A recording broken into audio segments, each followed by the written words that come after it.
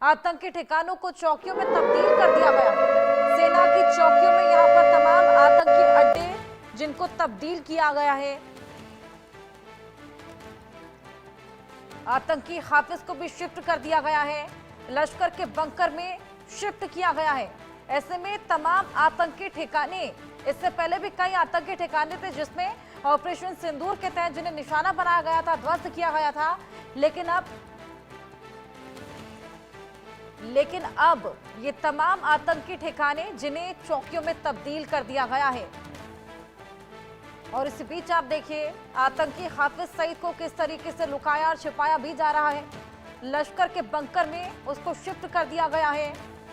किसी ट्रेजर की तरह यहां पर लगातार उसे सेफ्टी प्रोवाइड कराई जा रही है। आवाम को कहा जा रहा है कि घरों के अंदर रहें और आतंकियों को यहां पर बंकर में शिफ्ट किया जा रहा है।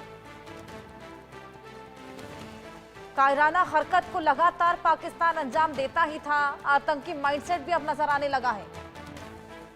हमारे साथ हमारे सहयोगी दीपक और जावेद लगातार बने हुए हैं, लगातार ग्राउंड जीरो से तमाम तस्वीरें हमें दिखा रहे हैं। जावेद, मैं आपके पास आऊंगी, तमाम अपडेट्स आपने हमें दिए। शेलिंग की शुरुआत अब एक बार फिर हो चली है, सुबह से ही धमाके सुनाई पड़ रहे हैं। वहीं पाकिस्तान में आप देखिए आतंकियों को बंकर में छिपाया जा रहा है और आवाम को कहा जा रहा है कि घरों के अंदर सुरक्षित रहें। और देखिए पाकिस्तान में आवाम, वहाँ की आवाम से ज़्यादा वहाँ के जो टेररिस्ट ऑर्गेनाइजेशन के जो चीफ हैं वो पाकिस्तान के लिए ज़्यादा मायने रखते हैं। इसके दो मायने निकाले जा सकते हैं। एक तो ये कि पाकिस्तान जो है अपनी लड़ाई वो आतंकवादियों के इन चीफ ऑर्गेनाइजेशंस के चीफ के हैंडलर्स, उनके ओवरग्राउंड वर्कर्स के ज़रिए हमेशा लड़ता आया। वहीं दूसरी तरफ पाकिस्तान में जो आतंक का एक पूरा कैंप है, पूरा एक टेरर कैंप है जो कहीं ना कहीं पाकिस्तान को फाइनेंस भी करता है, पाकिस्तान को पूरी तरीके से फाइनेंशियली सपोर्ट भी करता है। इसलिए हाफिज सईद, अजहर मसूद और इसके साथ साथ कई बड़े और ऑर्गेनाइजेशंस जो हैं वहाँ पर वो पाकिस्तान की आर्मी के लिए मायने रखता है। हाफिज सईद को 4 महीने पहले यानी पहलगाम अटैक से 4 महीने पहले करीब उसको SSG यानी कि जो एक्स SSG स्पेशल ग्रुप जो है पाकिस्तान का कमांडो ग्रुप है, उसको उसकी सिक्योरिटी में और बुलेट प्रूफ गाड़ी में 3 गाड़ियों के साथ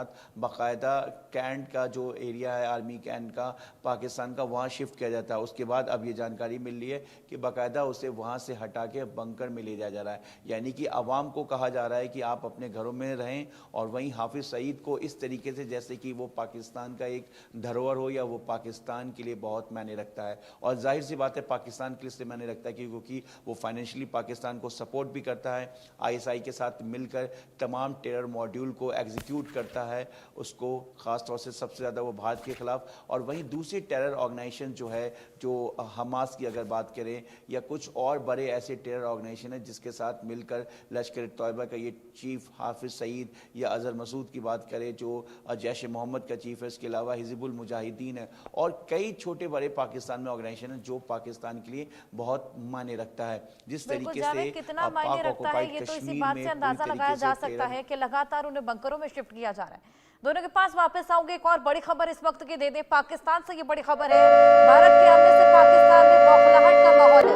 आतंकी ठिकानों को चौकियों में तब्दील किया जा रहा है।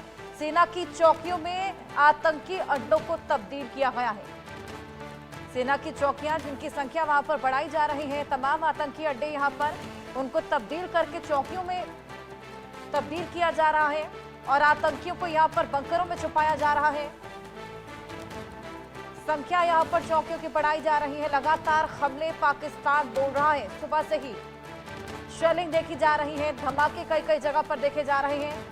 पाकिस्तान की बौखलाहट अब साफ नजर आने लगी है। लगातार यहां पर रिहायशी इलाकों को, सेना की चौकियों को निशाना बनाया जा रहा है।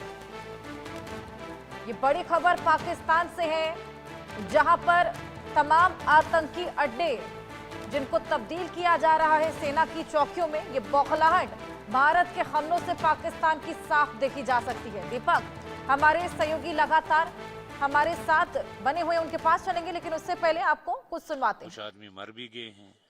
अब ये तो अभी सवेरे सवेरे पूरा डिक्लेयर नहीं है कितने 10 मरे हैं, 15 मरे हैं, 20 मरे हैं, लेकिन काफी नुकसान हुआ है। तो तो कितना प्रॉब्लम होता है रात को? प्रॉब्लम की तो बात ही नहीं है, कितनी प्रॉब्लम हो रही है वो तो उनको पता है, जो कि घरों से बाहर है या कि जिनके घर ही नहीं रहे वो उनसे जाकर पूछे दर्द क्या है। तो आपको लगता है ये बंद होना चाहिए? हम तो पहले ही से कह रहे थे कि नहीं होना चाहिए, जंग नहीं होना चाहिए। अगर आर पार कर रहे हैं ये, वो वहां से गोला मार रहे हैं, ये यहाँ से गोला मार रहे हैं, तो मर कौन रहा है? गरीब मर रही है, गरीब आवाम। कौन जाएगा रात के जो जिस टाइम ये इतनी फायरिंग होती है तो उस टाइम कौन जाएगा किसी को बचाने के लिए?